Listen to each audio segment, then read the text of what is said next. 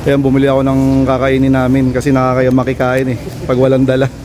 Binili ni Sir. Ayan, si Kuya Edwin. So, Kuya Edwin, dito ka muna. Ayan, Kuya Edwin. Nakilala natin eh, sobrang bait doon eh. Kanina binigyan tayo ng isda.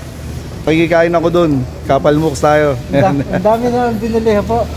Tulungan natin ng konti kasi wala pa raw silang sweldo hanggang katapusan.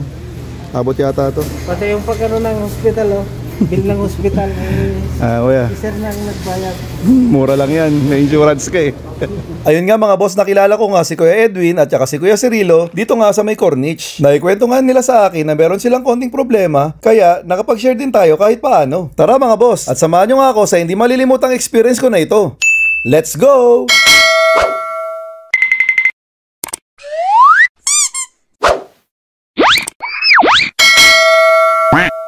Dito ko nga unang nakita si Kuya Edwin na nanguhuli ng isda. Daladala niya nga yung bisikleta niya. Dahil day off ko nga, after kong ihatid si Boss Madam sa trabaho, ay naisipan ko nga maglakad-lakad dito sa tabing dagat para makalanghap nga ng sariwang hangin. At biglang napansin ko nga na may isang kabayan dito na namimingwit nga ng isda. Ito nga si Kuya Edwin. At pagkatapos nga nun ay nakayosyoso na ako dito kay Kuya sa mga ginagawa niya. Nalaman ko nga na ang ginagamit niya palang pain ay lumot. Kinuha niya lang daw to doon sa mababang parte ng dagat. Ngayon ko lang nalaman na pwede palang gawing pain yung lumot. E di makakalibre pa pala tayo mga boss. Habang umaandar nga yung oras mga boss, marami na kaming napapagkwentuhan ni Kuya about sa buhay-buhay namin. Doon ko nga nalaman na nagkakaproblema na pala sila Kuya doon nga sa company nila. Medyo nalulugi ng araw at hindi na sila napapasweldo sa tamang oras.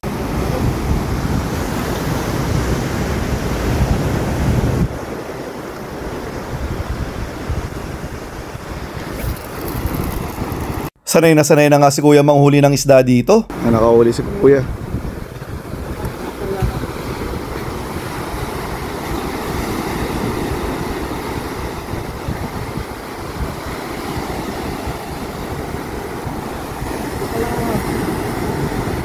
Ayun, medyo malaki.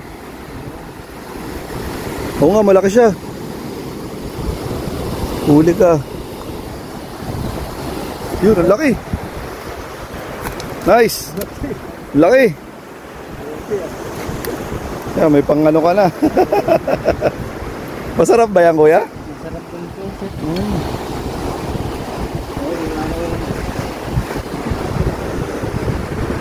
Bago nga ako dumating mga boss, nakakatatlong huli na nga si Kuya. Ayan, di ba? Ang lalaki, puro mga labahita.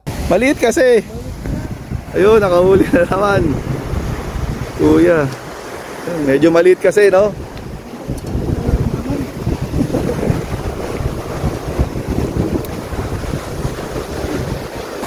Ayun, malaki nga. Huwag ka sa bato.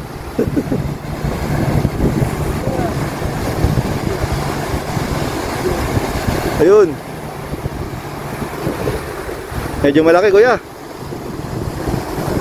Para nangihina na siya, oh. Sumasabay na lang, eh. Yun, laki. Oh, umalis na siya. Si Indo. Kunin mo na yan, pa. Sige lang, mamaya. Wala, laki din. Wala, laki. Mas malaki yan. Sinuwerte bigla.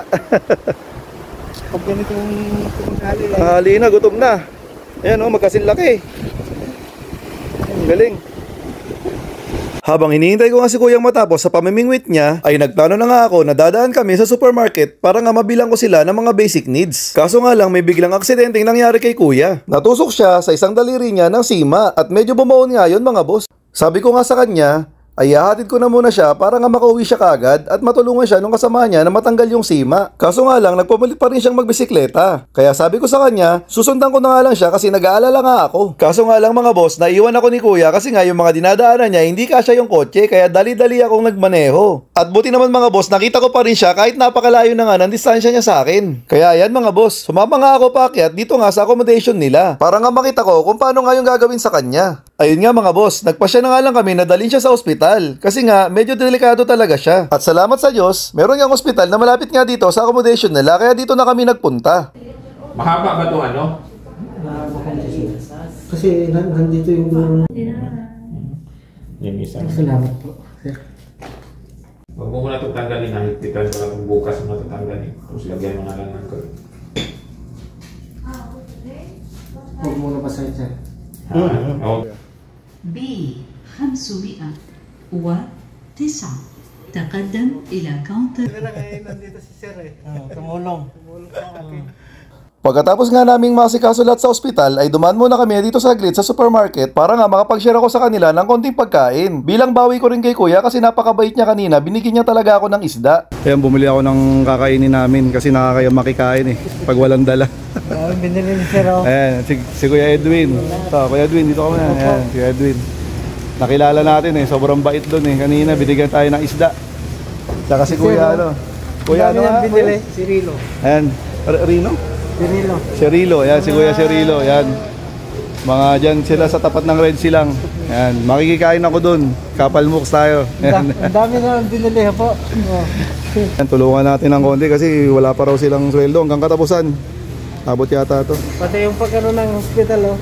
Bill ng hospital Kuya, si sir nang nagbayad. mura lang yan. May insurance ka eh.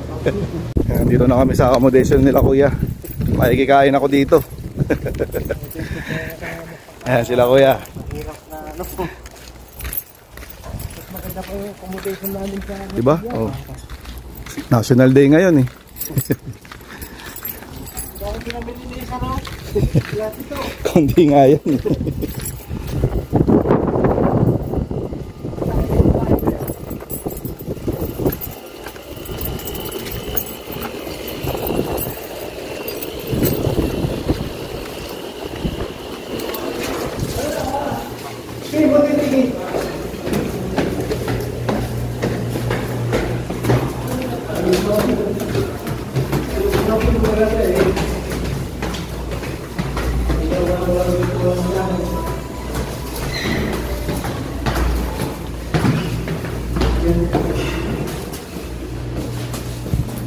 Sir.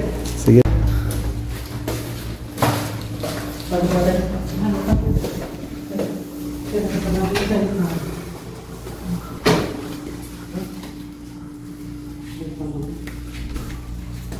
Makikikain ako dito kila kuya. Ito, niluto na ni kuya yung labahita. Ayun na yung ulam namin, yung nahuli ni kuya kanina dun sa ano, sa may F1. Lalaki. Kaya wala dyan kuya, kain tayo. Si kuya, Kuya Edwin, ayan. Ayan siya yung ano, mabait yan kanina, binigyan ako ng isda.